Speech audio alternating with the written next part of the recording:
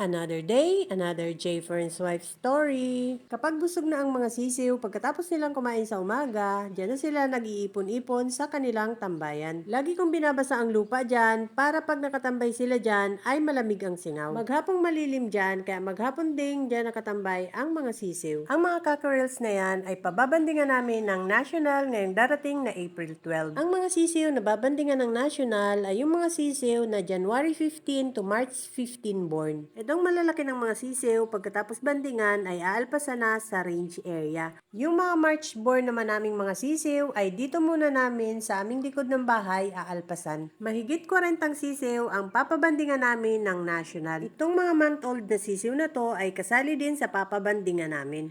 Diyan nga mahilig magtambay ang mga sisiw na yan sa gilid ng sako. Yan ang takbuhan.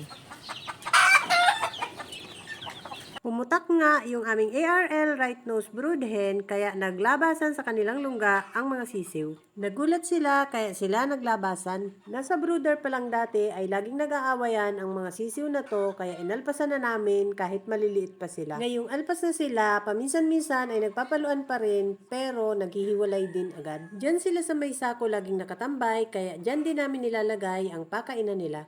Kaya pala nagpuputak na itong ARL right nose sweater brood hen namin ay nangitlog na pala. Sinala nga ni J. Fern itong inahin namin sa aming possum sweater brood cock. Sold out na lahat ang mga lalaking anak nilang dalawa nung nakaraang breeding season. Kaya isinalang ulit ito ngayon ni J. Fern para magkaroon sila ng anak ngayong breeding season. Pang materialis din ni J. Fern ang mga anak nitong lalaki. Maganda rin ang cutting ng mga anak nito kaya gustong gusto ni J. Fern. Malaki ng itlog. Lalagay ko sa chiller. Ayan, may sisiw na pala. Ayun sa may likod niya. Ba't nauna pa itong mapisa dun sa possum? Ito namang isang ARL brood hen na nalimlim, kaya pala hindi na bumaba kaninang umaga, ay nagpipisaan na ang kanyang mga itlog. Nakurukotok siya kanina kaya nilapitan ko at nung tiningnan ko nga, meron ng sisiw na pasilip-silip sa likod. Dalawa pa lang ang nakita kong sisiw at sana lahat ng itlog niya ay mapisa. At dahil tanghali na nga, naglabasan na sa kanilang tambayan ang mga manok. Gutom na naman yan at gusto na namang tumuka. Kapag naubos na ng mga sisiw ang kanilang patuka ay hindi na namin yan nilalagyan ulit. Saka lang namin nire-refill kapag gutom na ulit sila. Pero ang inumin nila ay laging mayroong laman. Sobrang init kasi ngayon, hindi pwedeng mauhaw ang mga sisiw. 6 ka dito ang babae. Tapos puro lalaki na ito. At dahil gutom na ang mga sisiw, ay magpapatuka na si J. Fern. Wet feeding ang gagawin ngayon ni J. Fern na patuka dahil lalagyan niya ito ng Livimin GK. Sobrang pino ng powder ng Livimin GK kaya ang ginagawa namin, binabasa muna namin ang feeds bago namin ilagay ang powder para pag hinalo ay dumidikit agad sa feeds. Ang Livimin GK ay high-end calcium kaya nakakatulong ito sa pagkakaroon ng matibay na buto. Kaya maganda ito sa mga cockerels at sisiw. Kumpleto din ito sa mga vitamins at minerals na kailangan ng manok.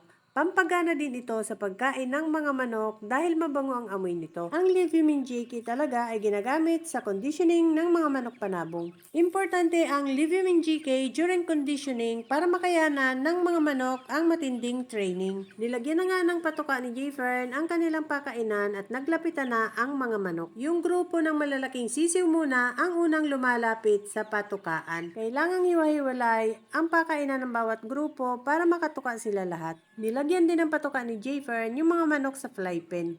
Nung umaga ay pinaliguan lahat ni Richard ang mga manok na nasa range area kaya nung hapon ay nagturok sila ng Thiabex XS. Ang Thiabex XS ay vitamin B complex vitamins. Meron din itong calcium at iron kaya maganda ito sa mga cockerels para lumakas ang kanilang mga buto at bumuka din ang kanilang mga katawan. Inabot na nga ng dilim sila J. Fern sa pagtuturok ng mga manok. Bukas naman ay pupurgahin lahat ni Richard ang mga manok dyan sa range area. Ganyan lang lagi ang ginagawa naming maintenance sa mga manok namin para mabilis bumuka ang mga katawan nila. Twice a month namin sila pinupurga at binibigyan ng vitamin B complex. Shoutout nga po pala kay Booster Shot. Salamat Lods! That's all guys. Thank you so much for watching. Please like, share, and follow for more. See you on my next video. Bye!